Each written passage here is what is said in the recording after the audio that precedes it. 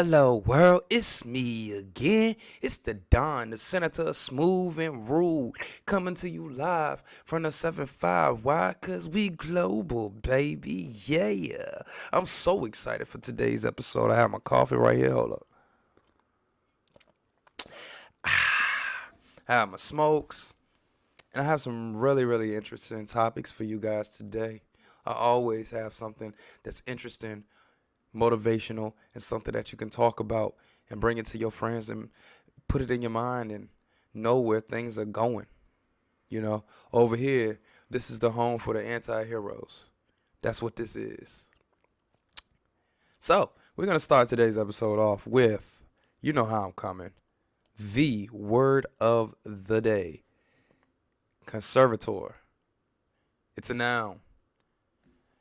Conservator is one that preserves from injury or violation. Could be a protector. It's also one that is responsible for the care, restoration, and repair of archival or museum articles. Could also be a person, official, or institution designated to take over and protect the interests of an incompetent. Anything. And last, an official charged with the protection of something affecting public welfare and interests. So, the reason I decided to pick this word, because, usually I just pick the words at random. Today, I decided to pick this word because of the topic. The topic is really interesting. Talking about Amanda Bynes as I pull it up. Now, a lot of us, we follow Instagrams and social medias, and we hear about some of the most famous and popular people who've ever sang a note or invented or created something or made some money or influenced somebody. But a lot of times we don't truly understand, or I'll just say for myself, I didn't really truly understand what a conservatorship was. I was just like, kind of just being a sheeple, just kind of going along with what everybody else was saying. Oh, in the case of Britney Spears, that was my girl. That was my girl. All the girls love Britney Spears. And if you like girls, well, you're going to pretend like you liked Britney Spears at the time.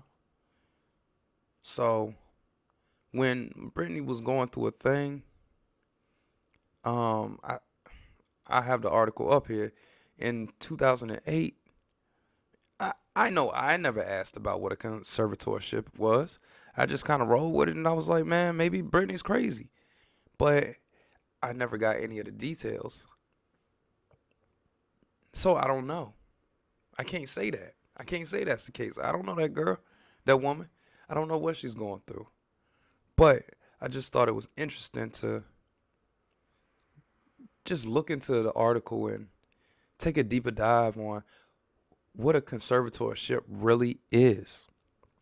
As I sit here and I set up my clock, my timer, so I don't run too late, because I don't want to be up all night.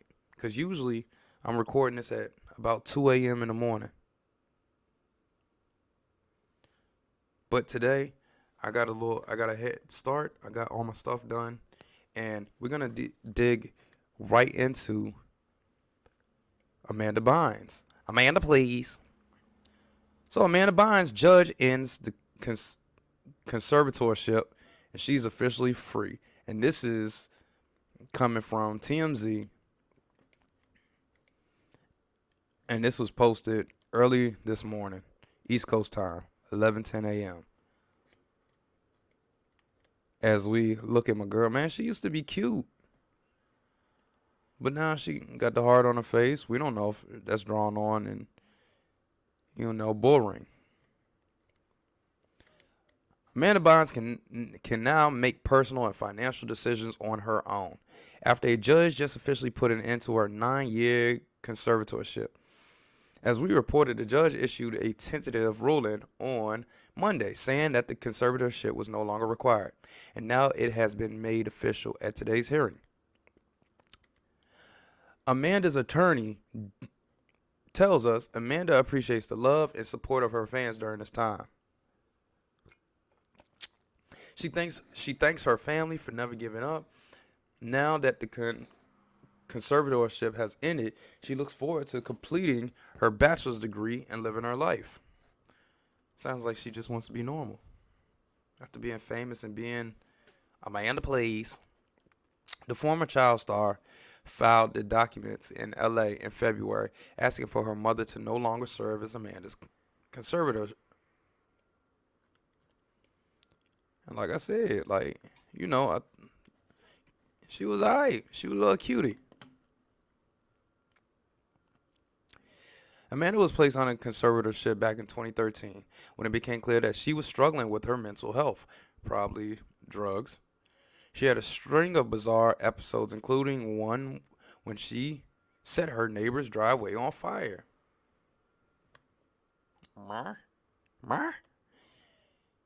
Amanda attributed the episodes to bipolar disorder and also opened up about her addiction to Adderall, but has since gotten help. Amanda says she's been sober for several years now, and she surely seems to be doing a whole lot better.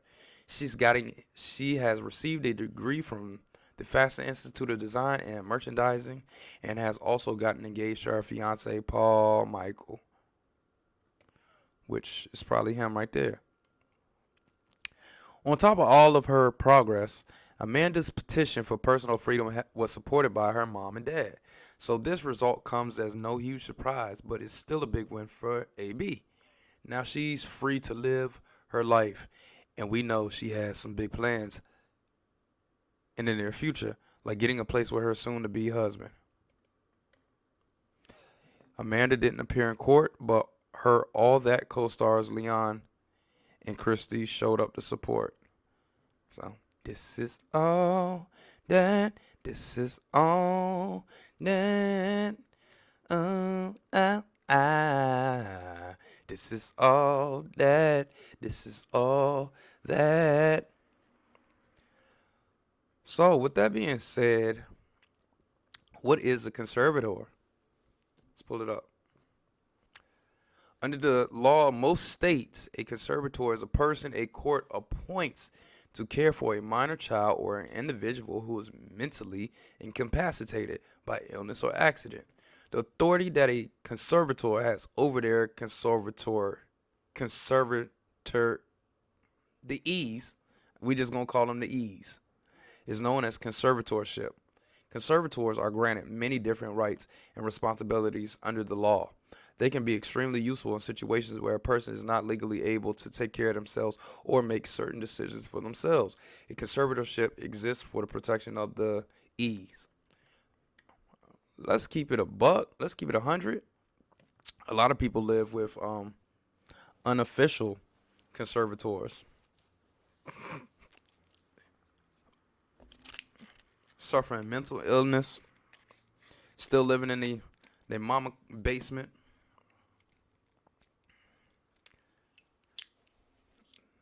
I ain't gonna go too much further.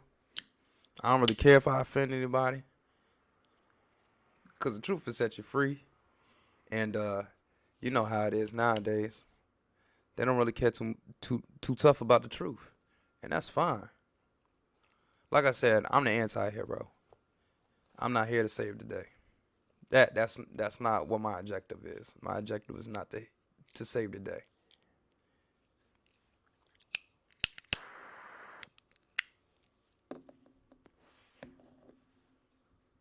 My objective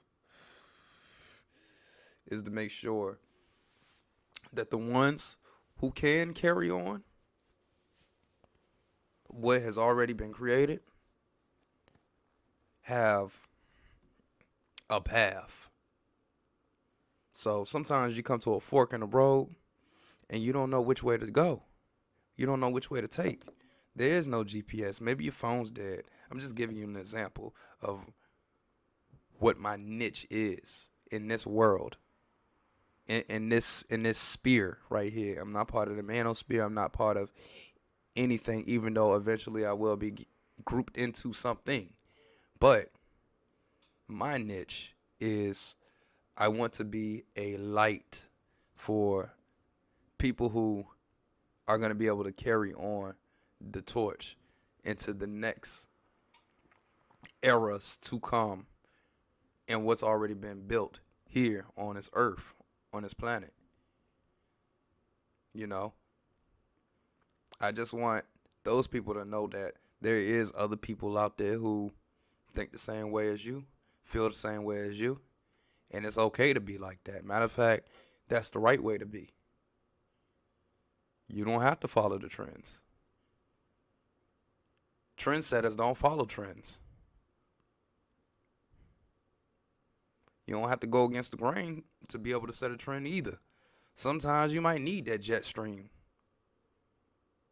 to go to wherever you need to go. So anyways, conservators only has legal authority over the aspects of of an ease life that the court provides. For example, the conservator of a estate manages the ease property and financial affairs. They also make decisions regarding the ease assets. The conservator may also have a full conservatorship. The conservator essentially has the same rights and responsibilities that a parent does over a child and makes the same decisions for the E that a parent makes for a child. Life's hard. Life's hard. Sometimes you might need help.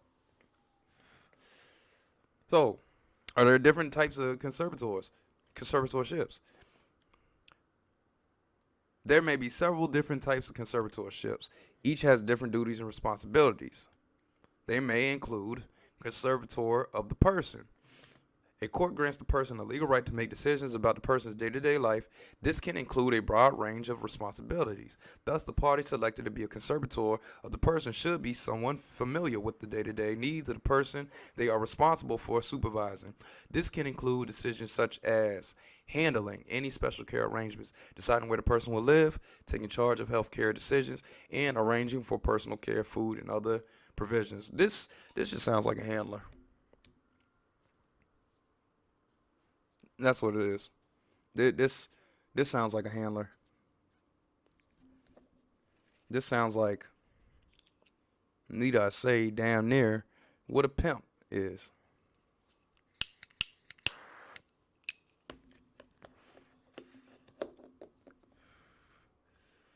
Cause I mean, you're. It's like a.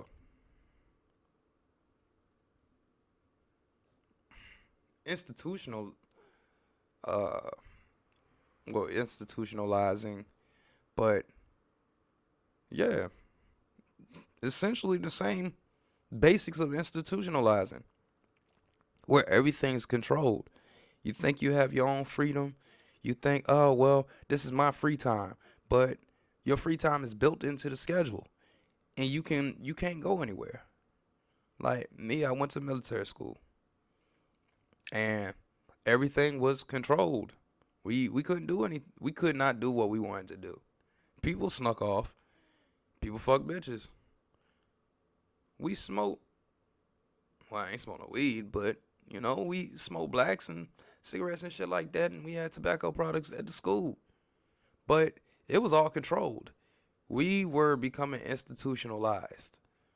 I mean, I get it. I understand. I understand what this is. It sounds like this could be a blanket term for a handler. So, moving right along. Conservator of the estate. A conservator of the estate is given legal rights to handle and manage financial affairs and make financial decisions on behalf of the person they represent. The court generally oversees the conservator's management of an estate, and a conservator needs to obtain authorization for certain transactions, such as selling property or signing a contract. Also, the conservator may be required to purchase a bond that acts as insurance over the assets of the estate they are responsible for. So, controlling everything.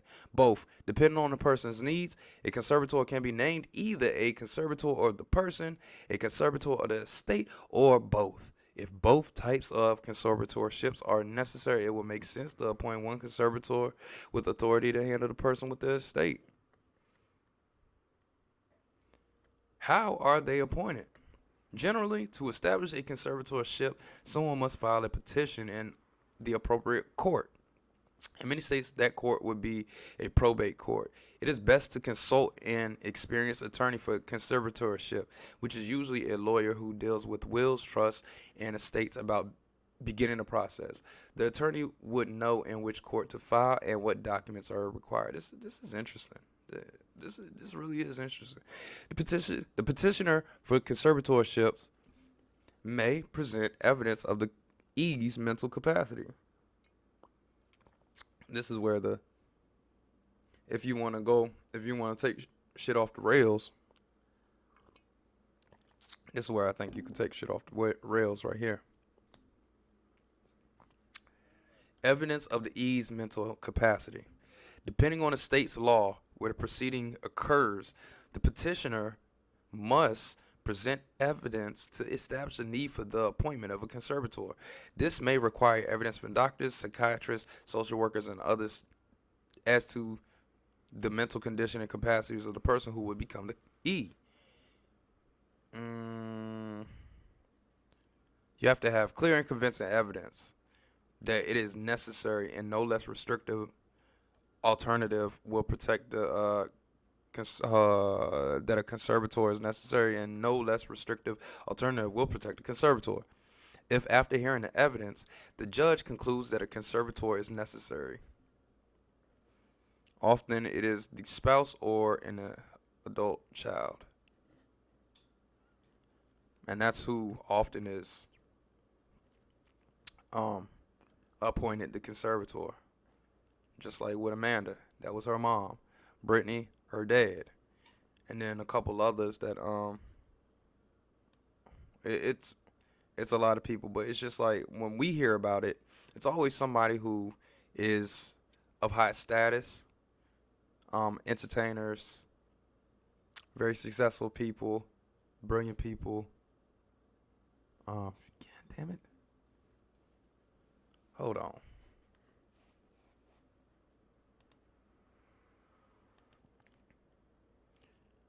All right, back to it. Had to replace the battery real quick. All right. Occasionally several people compete for the job because they want control. If this happens, the judge follows preferences established by state law. Most states prefer the E's spouse, domestic partner, adult children, siblings, or other blood relatives. But whoever the judge thinks would be best for the job, that's who they're gonna pick. So I mean, it makes sense. Let's see. However, without strong evidence of what the E's would have wanted, it is unlikely that a non-relative would be appointed as the conservator if a relative is available. If no suitable relative is available to serve as a conservator, the judge may appoint a public or other professional conservator. A conservator will generally manage a E's affairs as long as necessary. Basically until they reach adulthood or they can manage their own affairs.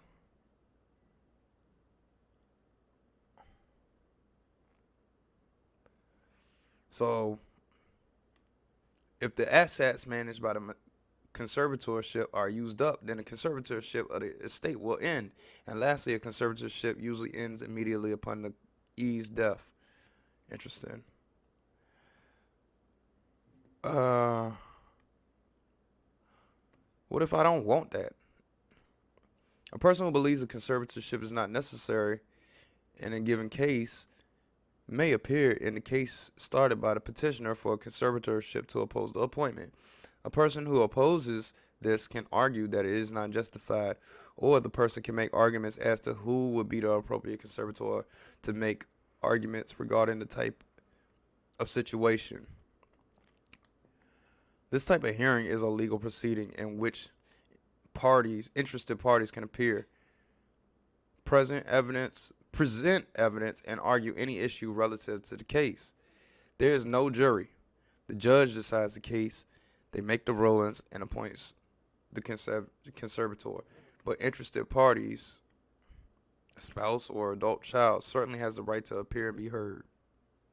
So, interesting.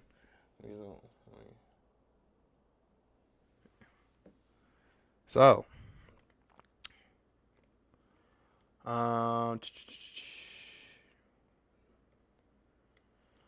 common cases, common disputes. Man, it can be a lot of things. Failure to perform the duties properly. Instances of fraud or misrepresentation, like using a person's name to sign documents without their permission or the court's permission. Sick as fuck. Misuse of the funds. Disputes over who should be the conservator, and various violations of the laws pertaining to that. Hold on. Trying to get this bad boy back in focus. That's why you always gotta have your batteries charged.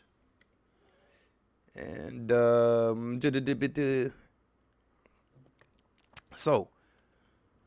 when does it end and how were they removed? Conservator cannot be removed simply because someone does not like them. The person petitioning for the removal must be an interested party. I'm sorry, it's just not. Keep it like that. Once a petition is filed, the petitioner must present evidence to show why they should be removed. The probate court will decide the issue. If they believe this person has a good argument, a good enough argument, and has proven a case, then that person will be removed and a new one appointed. And do you need a lawyer? If you should ever so happen to get into something like this, choosing to establish a conservatorship and appoint the right person is important. They will authorize to make major legal decisions on behalf of the E. You will want to select a person who's trustworthy and has the knowledge to make good decisions on behalf of the E. An experienced estate lawyer can provide you with valuable legal advice if you have any questions. So, they will also represent you in court if you wish to file a petition regarding a conservatorship. So, good lawyers. And make sure the people who are getting chosen are not fucking scumbags. 20 celebrities who live under the conservatorships and guardianships, aka handlers. I mean, that's what they're doing. They're handling everything. All of your affairs, everything. You can't tell me this is not handlers. I mean, Kanye West is on this list.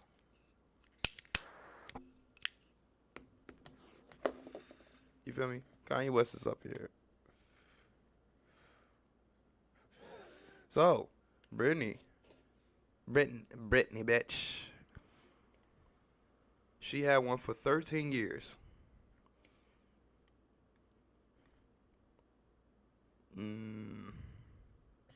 Let's read a little bit. Some people remember, 13 years ago, Brittany had a breakdown and shaved her head. I'm just reading what the article is saying. I don't know. I'm not accusing her of that. I like Brittany. I thought she was dope. I mean, hey, life, yo. Life. I get it. I don't even want to read what this article is saying because I don't really like the language and how they're saying, how they're talking about her. I don't really like it. Amanda Bynes,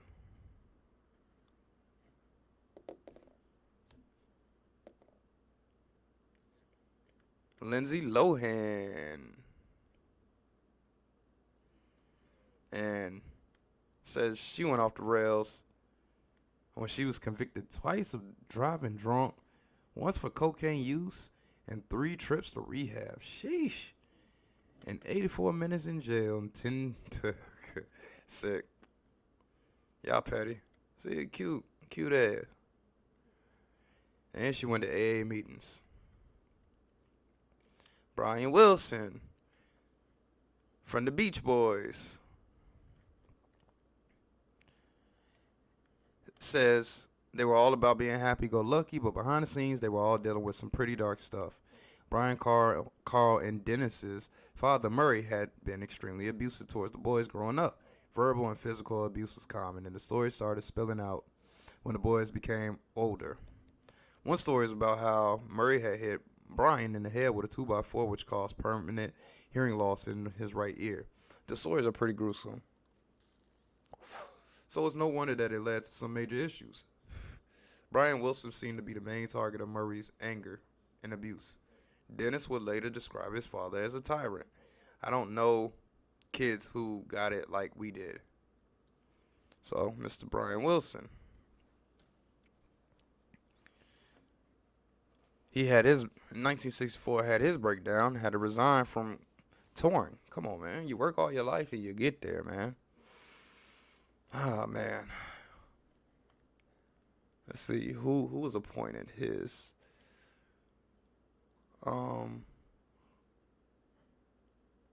So, in that same year, he was diagnosed with bipolar disorder. And Wilson's psychologist, Dr. Landy, began controlling everything. Landy also became Wilson's business partner, and they formed an extremely tight bond. Family members stated that Landy would over-medicate Wilson to make him easier to control. See? Wilson even told the Post that Landy wasn't very friendly with me.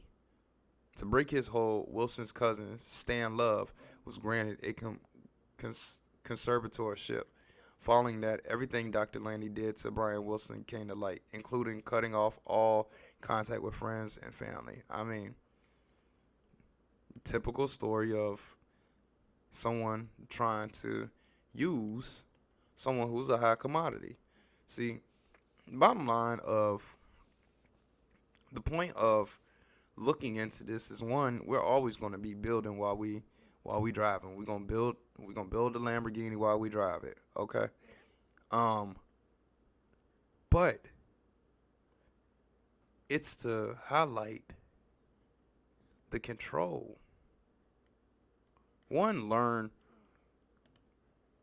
what is a conservatorship, but also it was somewhere in here that clearly stated it was like right here.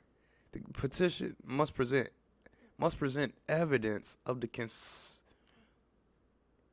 E's mental capacity. That's wiggle room for control. That's wiggle room for me and mine versus you and yours. And once I got you in my control, I can do what I want to do. This just proved it. I don't really trust this article too tough.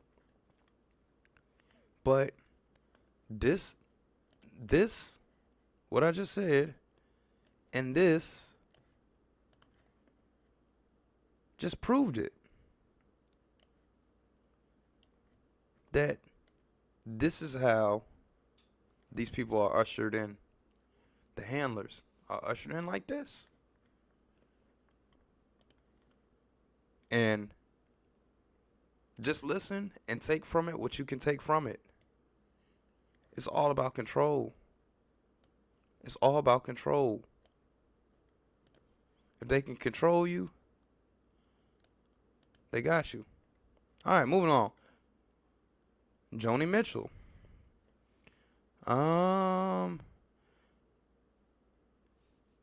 She is hailed as one of the greatest songwriters ever by Rolling Stone. She's had tons of medical issues that have kept her from producing like she once did. In 2010, she was diagnosed with, I don't know how to say that, which is a skin disorder that causes sores on the bodies. Oh, man.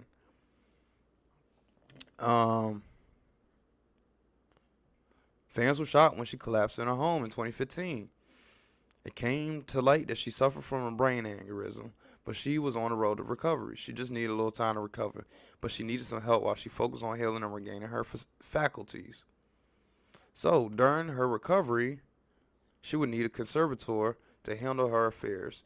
Superior Court Judge David Cunningham III placed her friend Leslie Morris as her conservator. Although she would have no control over financial decisions, this is probably the best decision considering some of the other issues that have gone down with the other financial conservators. This all occurred in 2015, and she began working daily to regain her abilities. She was able to talk fairly quickly, but it took 3 years for her to walk again. While there are no reports whether or not she's still under conservatorship, it's assumed that she's back to controlling her own daily decisions as her health improves. So this is a case when you get the right people around you,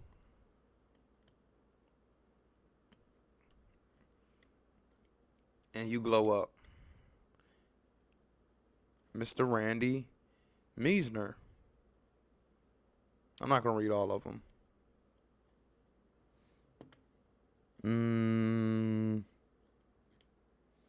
Casey Kasem. I'll read every other. How about that? It was hard to grow up without hearing Casey Kasem's American Top 40. I'm just checking the time.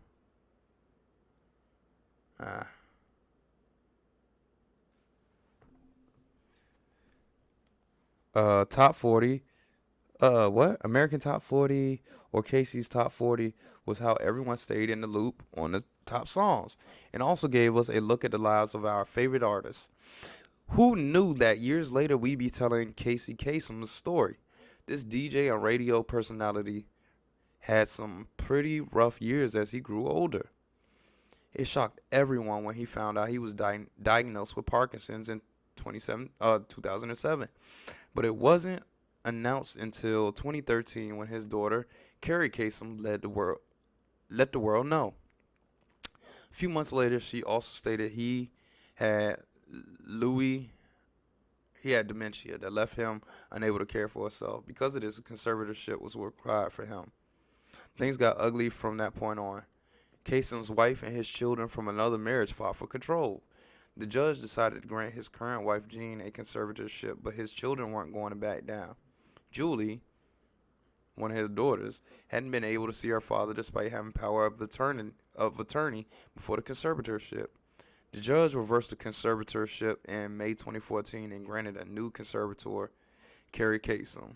They claimed that their stepmother had been abusing their father, which the judge apparently agreed with. The children later tried to file charges for elder abuse, but nothing was ever filed on their behalf, and their father passed away later on that year.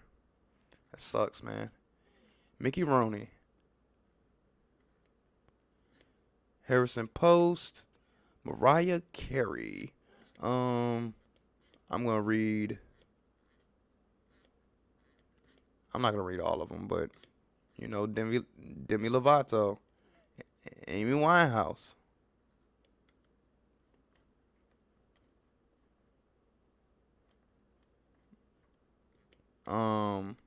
Francis Bean, Peter Falk, Tom Girardi, Kanye, Yeezy, James Farrell,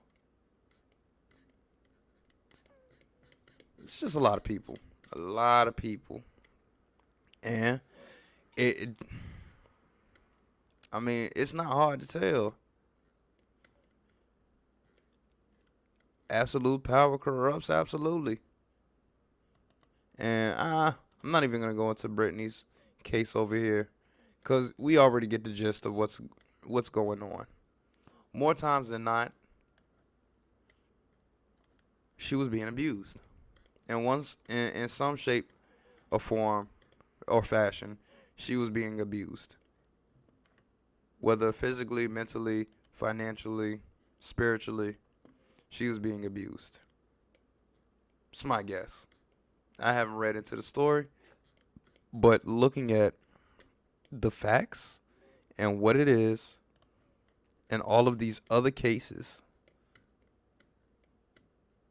it's a good chance, more times than not, she was being abused and taken advantage of.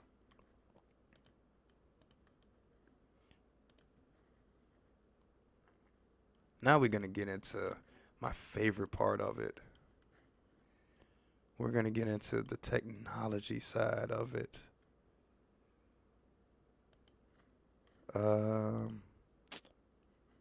Let's see.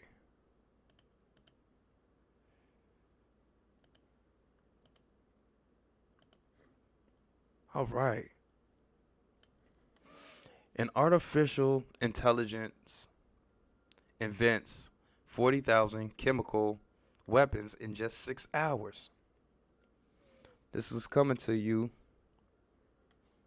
from interestingengineering.com. So this is the website right here. AI is mostly used for good, but what if it's not?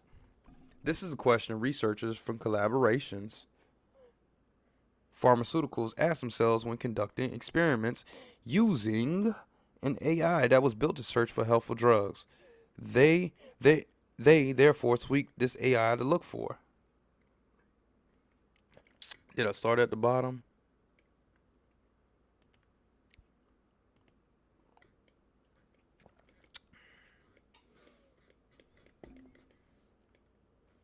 Let's see. I know I read the whole article somewhere. Let's get to it real quick. There you go. All right.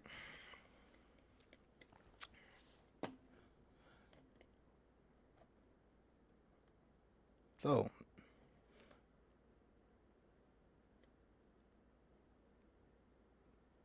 this company tweaked this AI to look for chemical weapons, and impressively enough, the machine learning algorithm, as in that's the artificial intelligence. So just like when you go on Google or DuckDuckGo and you type in whatever you type in, and it learns you and learns what you like, and then you type in A, and then it brings up things that it suggests searches for you. That's the algorithm of that website, of that search engine. And that essentially is what artificial intelligence is. It's code, but it's an algorithm that is built into this this hardware. And well, I wouldn't say hardware, because I mean it's built into this mechanism, I'll just say. And it can learn like a person. I mean, if you think about it, we're AI. Humans are artificial intelligence. We have our own algorithm. We can learn. We can glow up. Naive thinking.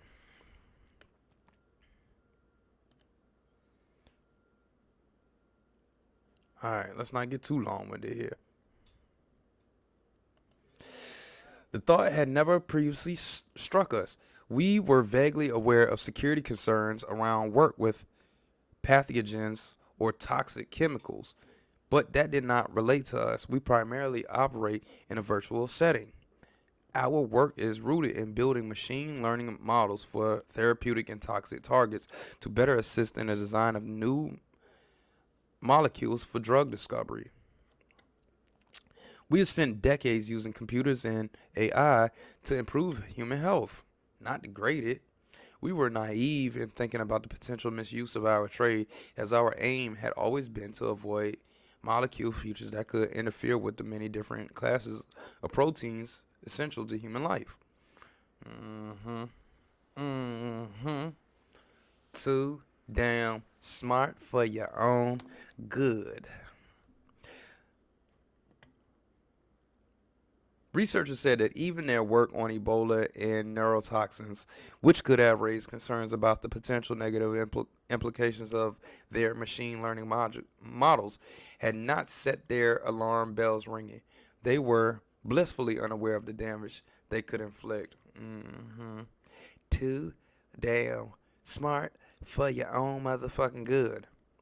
How did that fucked up ass experiment go?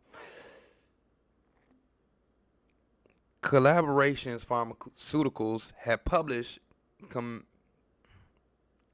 published blah, blah, blah, blah, machine learning models for toxicity prediction. All the researchers had to do was adapt their methodology to seek out rather than weed out toxicity, and what they got was a thought exercise that evolved into a computational I don't know how to say that, proof of concept for making biochemical weapons. Duh. We knew that, man. Come on now. You didn't even have to say that in this article for me to know that's what you were talking about. The experiment is a clear indication of why we need to monitor AI models more closely and really think about the consequences of our work.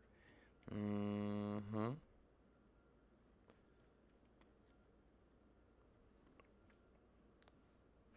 It's gonna happen. It's gonna happen anyways. Ain't nothing y'all can do about it. It's already started. It ain't gonna stop. This is what it was supposed to be. Somebody fucked up, has already gotten their hands on it, who's smarter than the good guys, and they gonna do what they need to do. Now, it may or may not be some real power brokers out there in the world who got a little weight. They got some bricks in their back pocket, and they get a hold of these smart ass geeks with maybe a couple gangsters around them, and say, "Hey, look, y'all not dropping this shit until I say so." Whatever the case may be, I don't know. I'm just making shit up. I'm anti. I don't know. I just think it's interesting, and I'd like to know enough to know that I ain't fucking with y'all. I am not fucking with y'all. I'm not going over there. I'm good. I like good looking women. I like good drinks. I like sand between my feet. I like to travel where I can go. I ain't messing with y'all. But I do think that what y'all is doing is interesting. I'm just not funding that shit. I ain't putting no money into it. I'm not marketing that shit. I won't be the face of it. But y'all some smart motherfuckers. That's about the only credit I'm gonna give y'all. Y'all some smart geeks that are still trying to prove your fucking selves. And probably getting money, getting paid. I ain't fucking with y'all.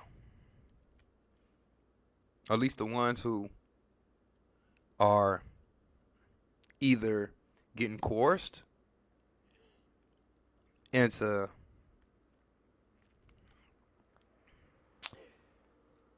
turning the AI into something that a control mechanism that can bring unbalance. I mean, shit already unbalanced. Is already fucked up. Um, We know they're using the AI in warfare. We know that. Come on now. They've been on this shit years, decades. This shit's old. When I'm reading, this came out 6 days ago, but it's old. It's old.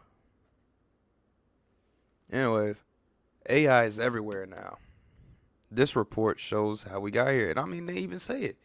Like, in Hollywood, they say if they show it in the movies, they've either already done it or they have it but don't want to do it. Something along those lines. But they can do it, and it's already been done. AI is getting cheaper, better at the task we assign it, and more widespread. But concerns over bias, ethics, and regulatory oversight still remain. At a time when AI is becoming accessible to everyone, the Stanford Institute for Human-Centered AI put together a sweeping 2022 report analyzing the ins and outs of the growing field. This is kind of it's not that long. The number of publications alone on the topic tell a story. They doubled in the last decade from 162,000. Oh shit. 162,000. Shit.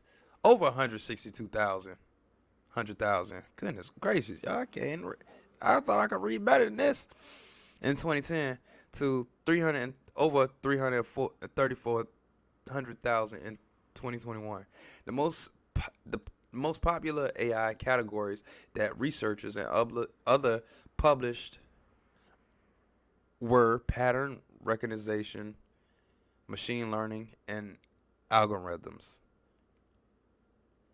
Pattern recognition, machine learning, and algorithms. Like, it's all the social media platforms. Hello.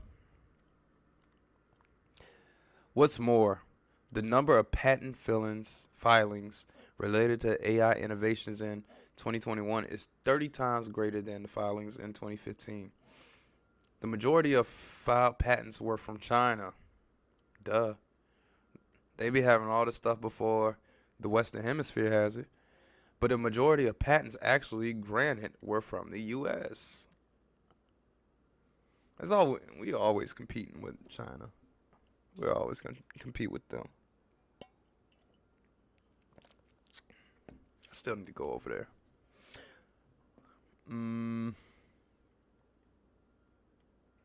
I've heard about that website. One called. The number of users participating in open source AI software libraries on GitHub also rose from in between these years. These libraries house collections of computer codes that are used for applications and products. Yeah. Okay, yeah. So, yeah. Cuz the reason I've heard about these open source AI software libraries is once you're trying to I guess level up when it comes to technology, and you may or may not be on a budget, or you may have everything you need, but you need to bypass one thing. That's where these houses of code that have been donated from people who are coders and low-key hackers, or nice hackers who just donate code because they're bored or whatever, or they want to or that's their way of making some money. It helps. Now, I'm still trying to understand it. I mean, MySpace days we was coding, but this is different. This is like softwares that you download off the internet or off a disk or out the cloud or off a hard drive or whatever the case may be, flash drive, whatever the case is. And you go into the directories and you change things up. So computers that analyze images and understand speech. Out of the various tasks that AI can perform last year, the research community was focused on applying AI to computer vision, a subfield that teaches machines to understand images and videos in order to get good at classifying images, recognizing objects, mapping the position and movement of human body joints, and detecting faces with and without masks. Shit crazy, man. That shit crazy. It's like when last time I was in Vegas, probably a little over a year ago, stayed in the Venetian, and at every single entrance there was a security kiosk with a camera, and you could see everybody's face when they walked by, just kind of like how my face is right now, except there was like lines, like, just hitting every like point on my face, you know? And that's the future of security. Like, bitch, if you look like somebody, we gonna question you. Like, we don't even really have to really do a job. The computer's gonna do it. Um, yeah, I'll finish this up. Where am I at? Ah, man, I'm gonna go long again. My voice is getting raspy. All right, so image classification. The most popular database used to train AI modules is called ImageNet. Some researchers pre-train their models on additional data sets before exposing them to ImageNet, but models still make mistakes, on average misidentifying 1 out of 10 images. The model that performs the best is from the Google Brain team. In addition to identifying images and faces, AI can also generate fake images that are nearly indistinguishable from real ones. And to combat this, researchers have been working on deep fake detection algorithms that are based on datasets like face forensics. Let's see what this is.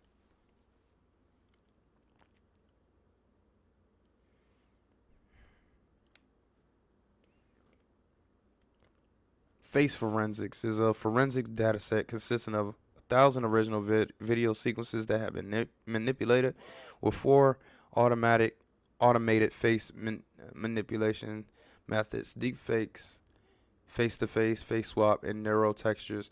The data has been sourced from 977 YouTube videos, and all videos contain a trackable, mostly frontal face without occlusion, which enables automated tampering methods to generate realistic forgeries. As we provide binary masks, the data can be used for image and video classifications as well as segmentation. Man, long story short, man, yo, augmented reality, man, simulation. Get with it or get left the fuck behind.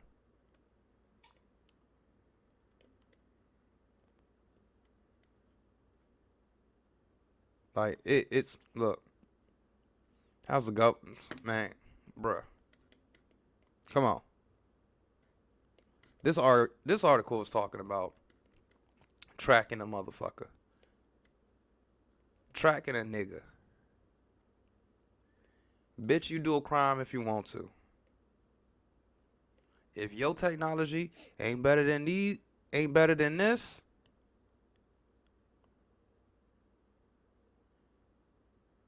if your technology ain't better than this, don't do a fucking crime. It's that simple. Don't do a fucking crime. And I'm not telling you do a crime, but if you gonna do a crime, it better be some shit that can't nothing be tracked. Me personally, I ain't doing no fucking crime. I'm not gonna be able to do that time. I am not going there with you. Sorry. But I do think it's interesting. I'll just read the first sentence of the paragraphs from each one. Because reading this kind of summed it up. Big tech and AI. Big tech companies like Amazon, Netflix, Spotify, and YouTube have been improving the AI used in recommendation systems.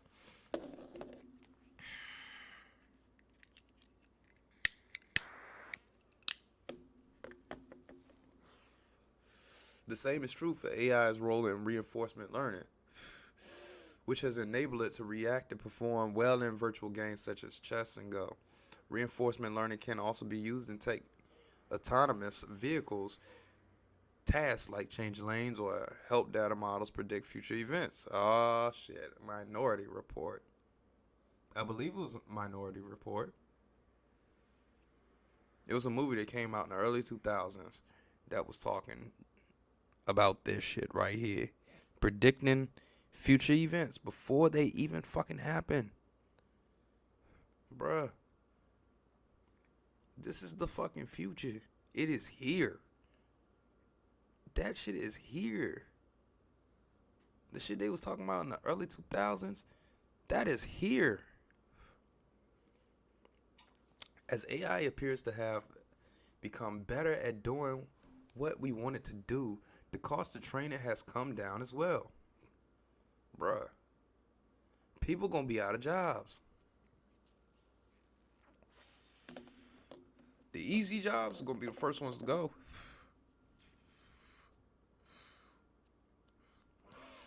They gonna try and take jobs from everybody. Then what? Then what you gonna do? What the people gonna do? What are the humans gonna do? Are we gonna cohabitate on a planet with robots? Nah, the shit that's really gonna trip me up. Do I want to read this last article right here? Look, it's not a strategy. It is customer experience accelerator. Okay, I'm talking about that right now. I don't even need to read this article for real, for real. It's gonna put people out of jobs, and some people gonna be okay with it. I'm cool with it. Shit, when you go to Walmart, shit, I can't remember the last time I went through a checkout at Walmart. Straight up, I can't. I check myself out. Target, same thing. Any supermarket, I check myself out. Anywhere that I can do check out, I'm checking myself out. That's AI. I mean, the bitch do talk to you, right? You do one thing or you walk up on her, she like, what you doing? You better pay for that, bitch. You know what I mean? AI. Artificial intelligence. We're artificial intelligence. In the way that they explain it.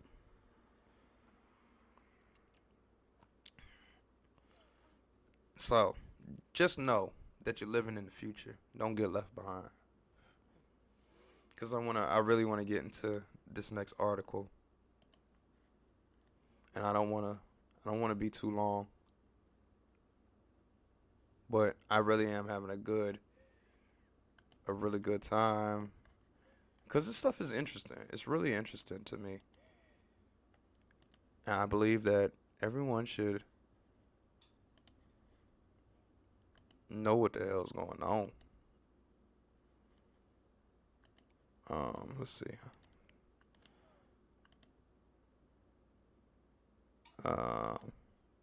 No. Hold on. So pull it up. It's up. But you know, my technology is a little slow. Here you go. All right. So, now this one right here trips me out.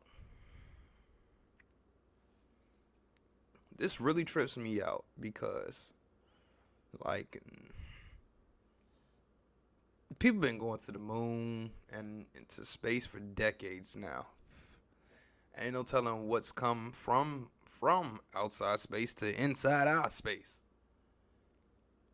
But this right here is legitimately, once again, shout out to Mr. Chris Young, who provided us this article through interesting engineering. This article is talking about a company called Aquarian Space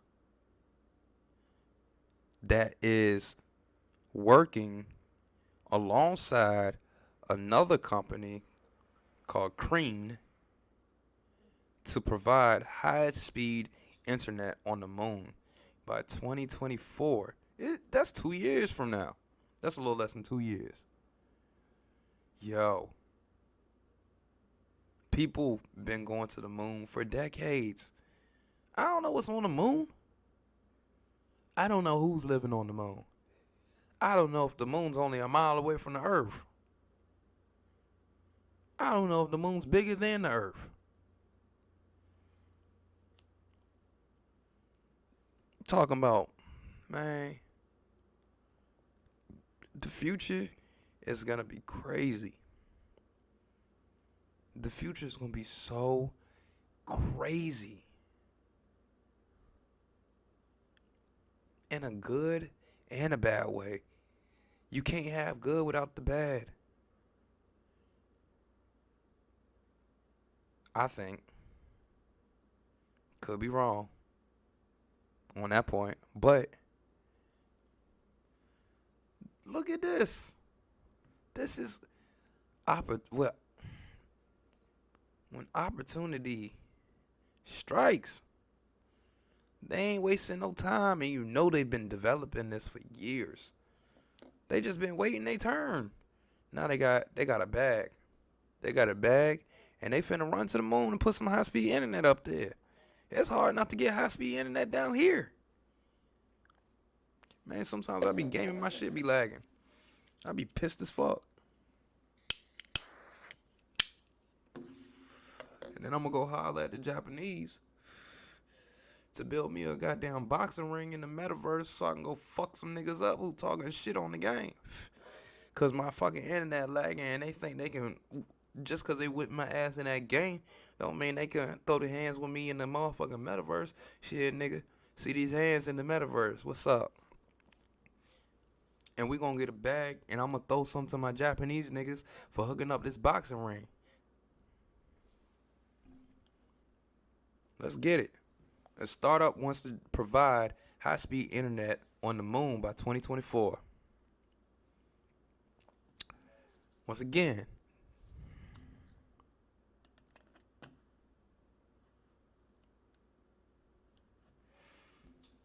Aquarian Space announced that it just received $650,000 in seed funding to work on the development of a broadband internet connection that would link the Earth, Moon, and maybe even Mars. Oh my gosh.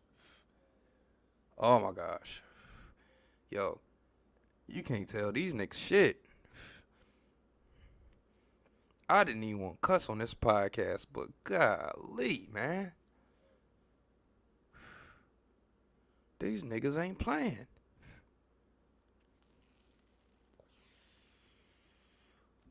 I promise you I didn't want to cuss on this podcast.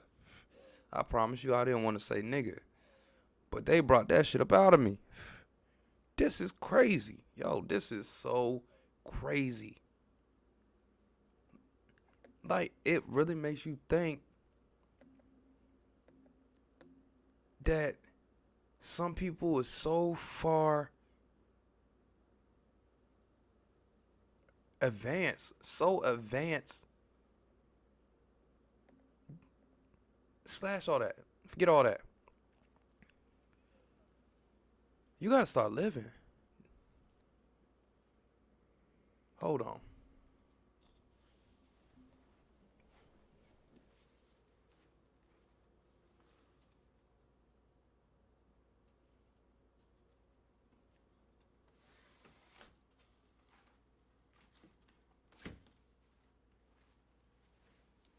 All right, I'm back.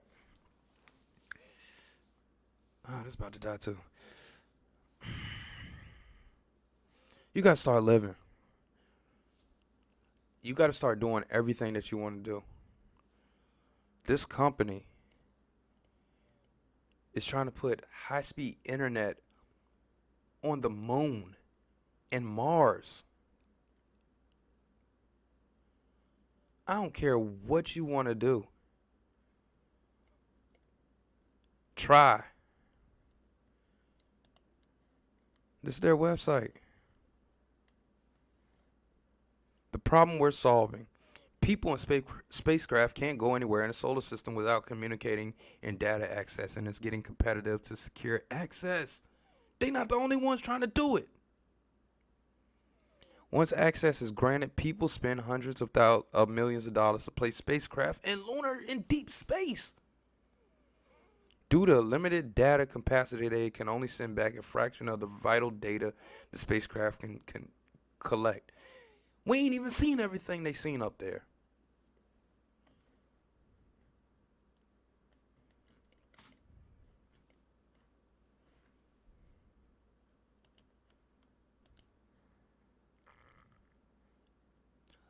This is why battery died again. I don't care. This is why the more that I do research and I do this podcast, I love this podcast. I love Mansion in the Sky podcast. I feel so free. I feel good doing this. I really do. I feel like this is really what I was supposed to do. Not just I feel like, but I think and I know.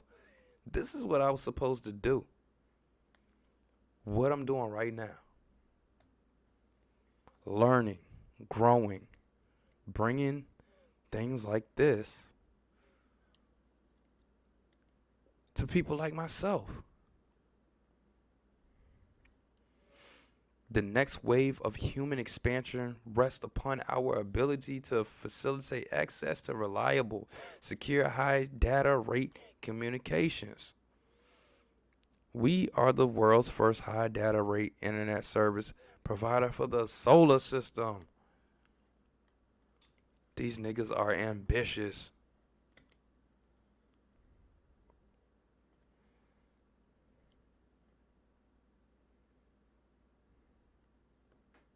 Commitment to lunar customer coverage. What? Bruh.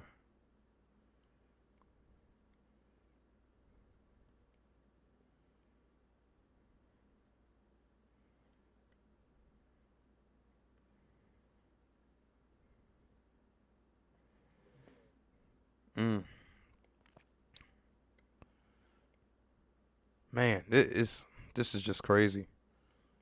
It's it's just really blowing my mind, honestly.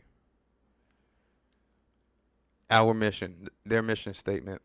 Our mission is to construct the interplanetary communications infrastructure that makes possible the next wave of human expansion throughout our solar system. Man, these niggas are ambitious. They're not fucking playing. They are not playing. Our team, as a team, we've never seen Aquarian space as just a business. We see it as a mission, one that matters, and it requires a highly skilled, committed, and passionate team. Bruh, let's see the team.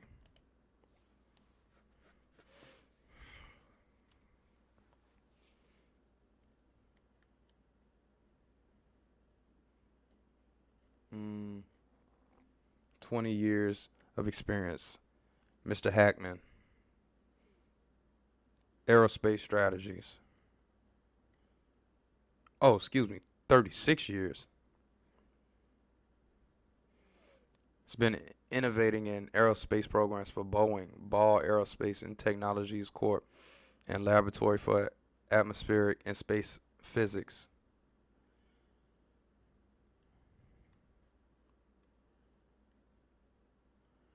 So Kelly Larson, she's the culture builder.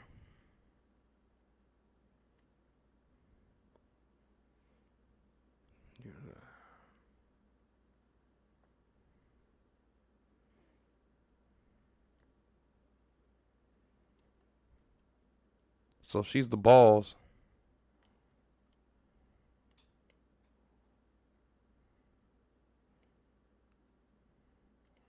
Yeah, she's the balls of the operation. She's the culture builder. She's the balls.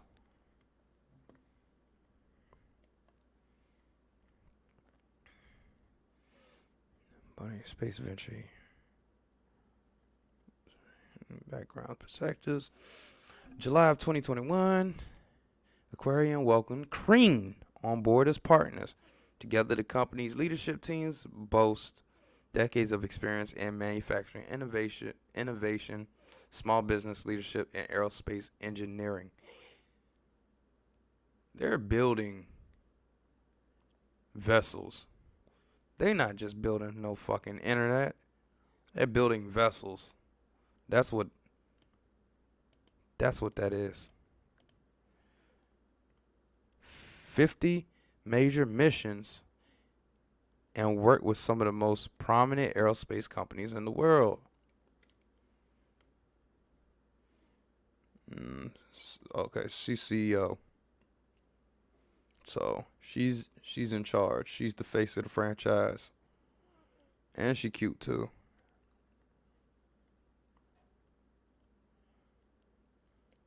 Culture. She's a culture builder.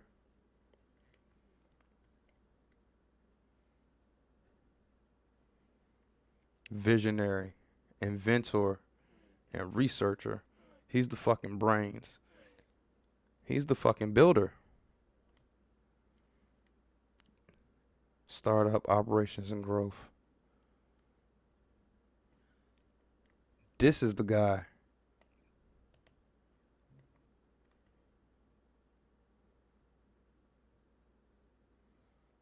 Hackman.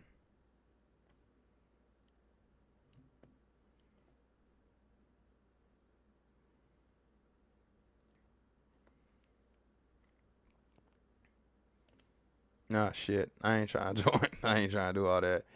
But it's just interesting, you know?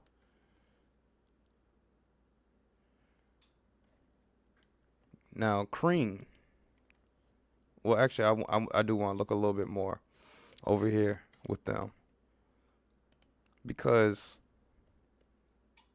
when you look at this, when you really just take a second to look at it, man, your problems are small. And anything can be, excuse me, I'm not going to say your problems are small. But you're not dreaming big enough. Dream bigger. Do the work and dream bigger. Straight up. Stop making excuses. These fuckers are not only,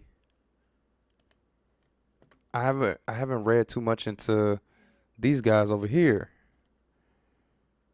Test space. I want to say these fuckers are over here building vessels. As in, and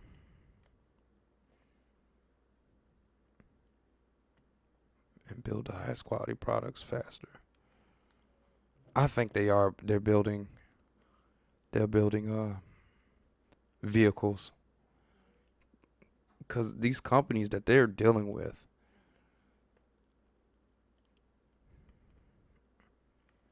but these are the guys who are, I believe this is the company that's building everything. You can just tell from how their website looks. They have all the technology and they're building the shit.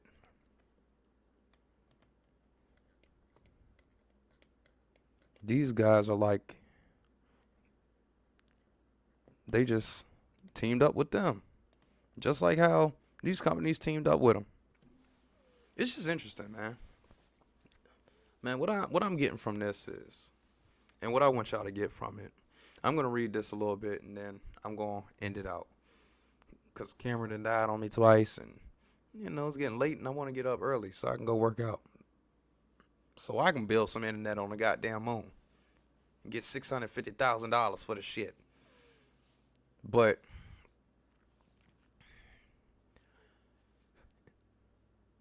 You ain't dreaming big enough. These niggas done already made their money on Earth. They said, fuck that. We finna put the internet on the moon and Mars. This shit crazy, man. Like, my fucking mind is just blown. My mind is so fucking blown. And I get it.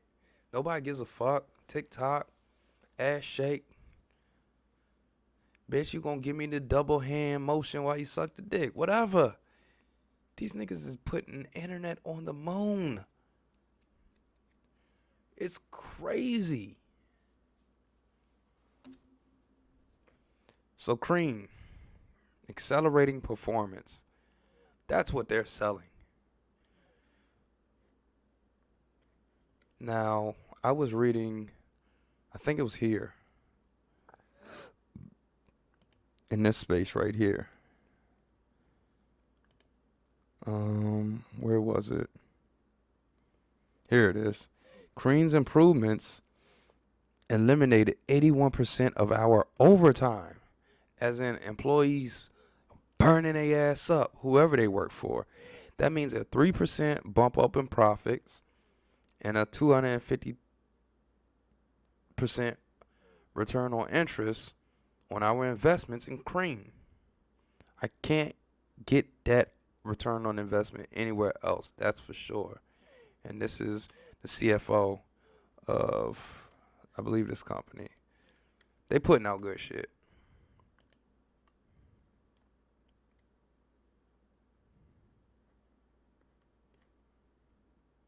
See? They aren't talkers, they doers.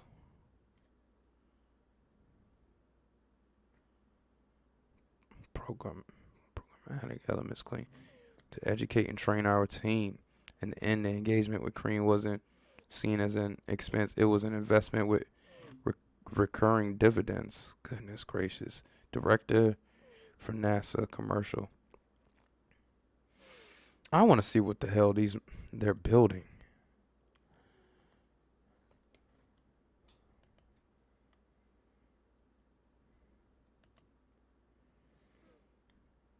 Launch missiles and I fucking told you. I fucking knew it. These are the niggas building this shit. These guys are fucking building this shit. Our launch missiles and propulsion team provides capabilities that include launch integration on orbit delivery requirements. They're the ones who are gonna build the shit. These other companies just buy it. Or the other companies like Mr. Hackman, he has the vision like, hey, we should try and put the internet on the moon. And then they come over to Cream, and Cream's like, we think we can do that. And then they fucking do it. Bro, this is the company building it.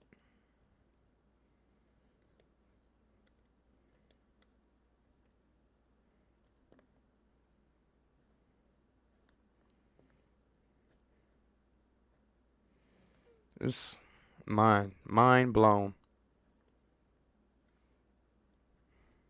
Mind is just.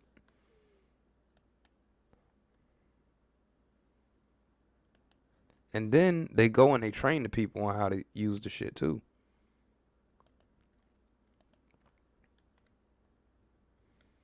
Aha. This is what their facility, one of their facilities looks like. Yup, these niggas building the shit. Where are they from? Texas, Austin. Oh shit. Huh. Yo, so much shit is making sense. Austin, Texas is what I've been hip to is the music capital in the country. It ain't LA, New York, or Atlanta. It's Austin, Texas. All these big tech companies are moving to Austin. Then you have companies like Crane who are building shit like this. Look at that. That looks like a fucking space rover. Yup. Huh. Let's see what else they're doing. I ain't even reading all of it. I'm just looking at the pictures. So this is a blueprint. He's probably putting the blueprint together. But stress loads, durability, and damage tolerance. Yeah. Composite designs. Mechanism designs. Design for additive manufacturing. Thermal designs. Fluid heat transfer. Multi-phase. Gyro systems. Shuttles. They building spaceships in fucking Texas, in Austin. That's why so much damn money in in Austin. Cause they building shit like this.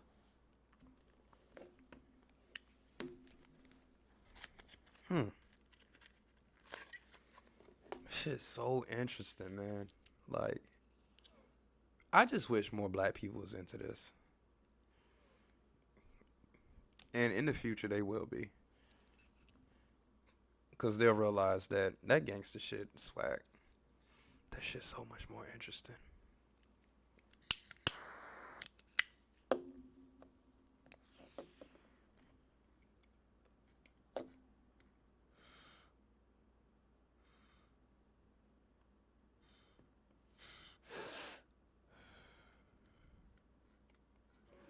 Man. And this is just what they're putting on the website. Let's see. Electrical engineering. Oh my gosh. These fucking blueprints right here. That shit's crazy.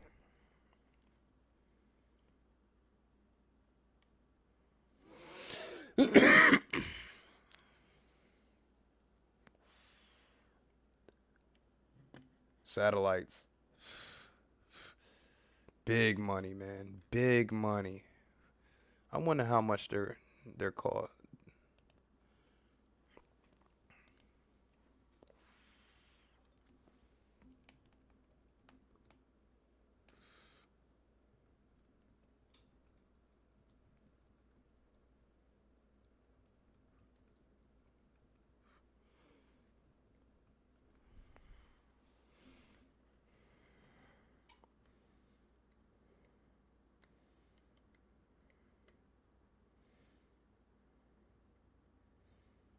Well, and they don't say. Multidisciplinary expertise. Avionics.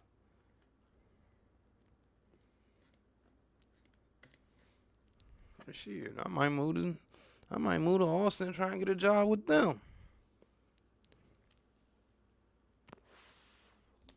I know a little something.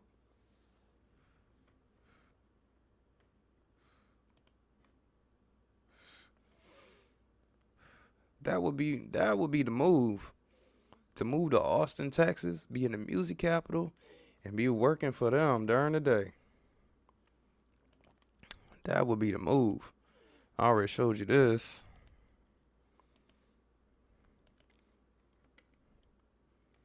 Radars.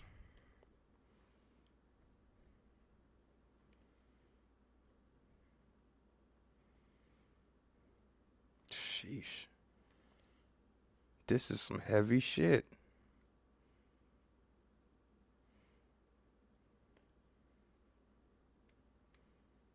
This is really some heavy shit.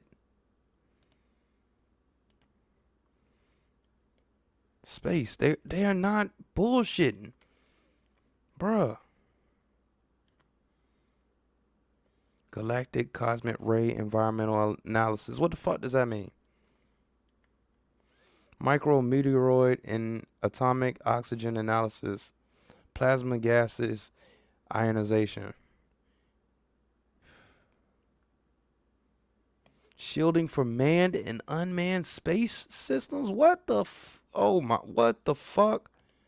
Yo, what the fuck does that mean?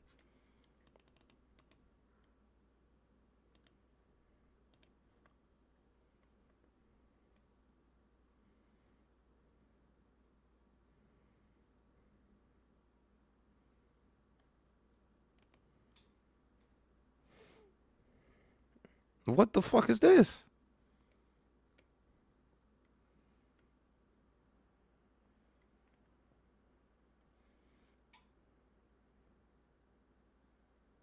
Have indicated that many gaps exist in our knowledge of the environment of Mars, to the extent that basic manned mission moves cannot be selected with certainty, and specific designs prepared because of lack of realistic design criteria. Advanced planning studies for this mission will also be handicapped until more complete data. This is for NASA.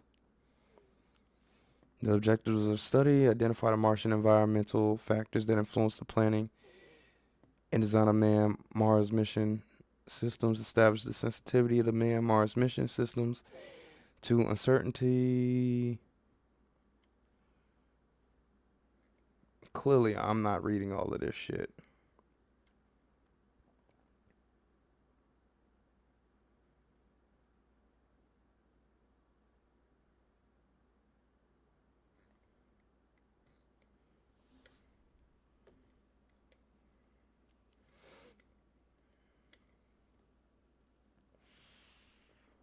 It's just wild. Like, at this point, my mind is just fucked.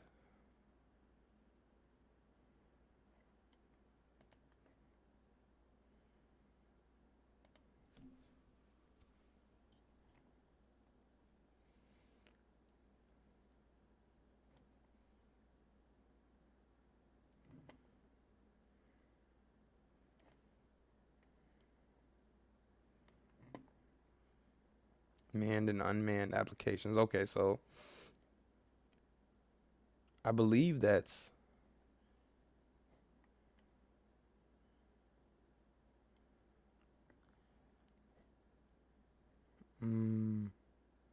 shorter crew exposure time. Hold on.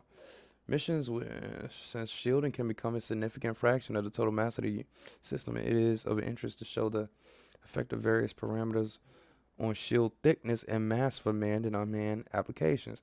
Algorithms were developed to give the thickness needed if reactive thermal power, separation distances, and dose rates were given as input. The thickness algorithms were combined with models for four different shield ge- ge- geometrics to ge- uh, allow trade-off studies of shield volume and mass for a variety of manned and unmanned missions.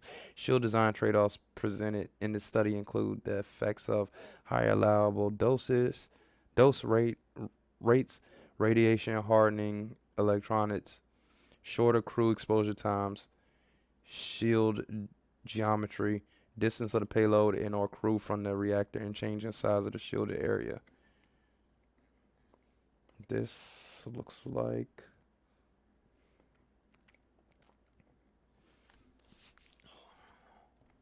NTRS.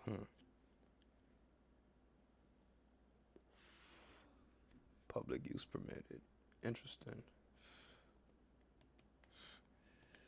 I don't know.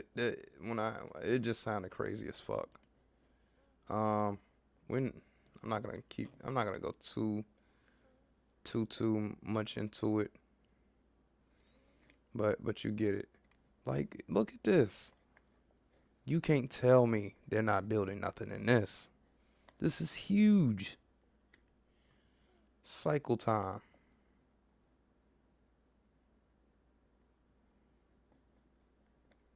Come on, man. Them boys, them boys and girls ain't playing down there in Austin. Yep. Hold up. Man. So anyways,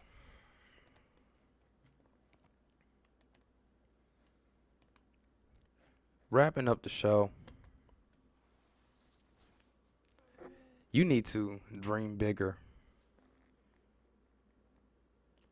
That's That's the gist of that technology segment. Artificial intelligence is here. It's all around us. It's in your phone. You have it with you everywhere that you go. And you need to dream bigger. Stop making little things big. Stop making things that don't deserve your attention have your attention. And stop letting things that don't deserve control over you have control over you. Conservatorships. Everybody wants control, especially when you're worth something. They want to control you. I'm not a martyr. I'm not the good guy. I'm not the bad guy. I just see it as evil good. Anti. And I just love what I do. I love this. This is fun for me. This is therapy. This is me getting to be exactly what I want to be and who I want to be. And I'm enjoying it. I'm enjoying every single minute of it. And hopefully I get to touch somebody. Hopefully I influence somebody to go their own way and do what they're supposed to do. But we all about staying out the way. So, word of the day, conservator. First segment, conservatorships. Is basically a handler. First technology segment was about artificial intelligence.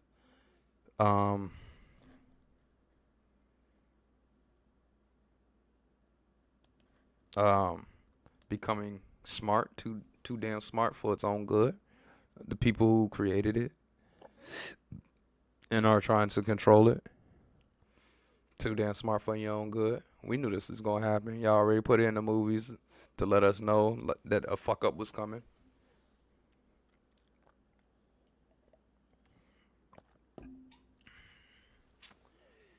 It's here. I like it. I love it. But I know it's gonna be a pain in the ass once it grows legs and does his own thing, and I'm really be scared when the motherfucker can procreate with humans. Oh shit. I ain't ready for that. I don't think I'll ever be ready for that. And dream bigger, because Aquarian Space and Crean, along with all the competitors who are competing against Aquarian Space, ain't fucking bullshitting. They ain't worried about the little people.